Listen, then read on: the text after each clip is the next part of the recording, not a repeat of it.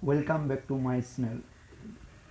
So viewers, আজিৰ ভিডিওটোত chelating ligand আৰু কিলেট কি সেই বিষয়ে কম। দাদক্সিৰণীৰ কোঅৰ্ডিনেন্স কম্পাউণ্ডৰ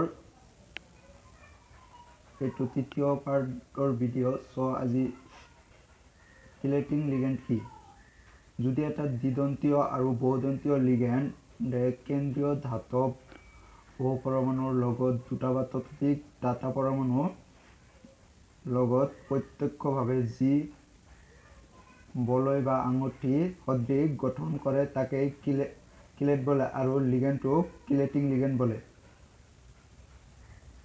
কিলেটিং লিগ্যান্ডে কেন্দ্ৰীয় ধাতৱ পৰমাণুৰ লগত প্ৰত্যক্ষভাৱে সংলগ্ন হৈ থাকিলে গঠন কৰা পদ্ধতিটোক কিলেশন বলে। সো এটা এক্সাম্পল দি আছে।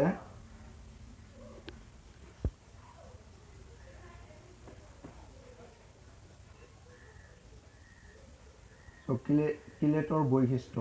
এক নম্বৰ, কিলেটিং লিগ্যান্ডবোৰ একদন্তীয় লিগ্যান্ডতকৈ বেছি সুস্থিৰ যৌগ গঠন কৰে। আৰু ২ নম্বৰ, কিলেটিং লিগ্যান্ডৰ ডাটা পৰমাণুৰ সংখ্যা যিমান বেছি হয় সমন্বয়ী যৌগ সিমান সুস্থিৰ হয়।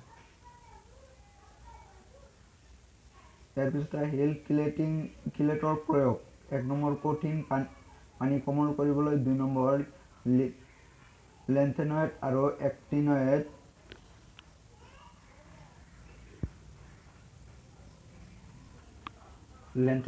এক্টিনয়েডক পৃথক কৰিবলৈ।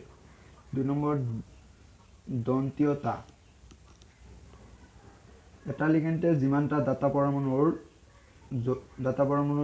জৰিয়তে কেন্দ্ৰীয় ধাতৱ পৰমাণুৰ লগত প্ৰত্যক্ষভাৱে সংলগ্ন হয় সেই সংখ্যাটোকে লিগ্যান্ডৰ দন্তীয়তা বলে।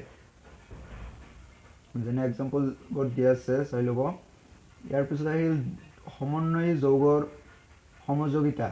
সমন্বয়ী যৌগৰ সমযোগিতা দুই প্ৰকাৰৰ: ষ্টেৰিঅ' সমযোগিতা আৰু গঠন সমযোগিতা। ১ নম্বৰ, ষ্টেৰিঅ' সমযোগিতা।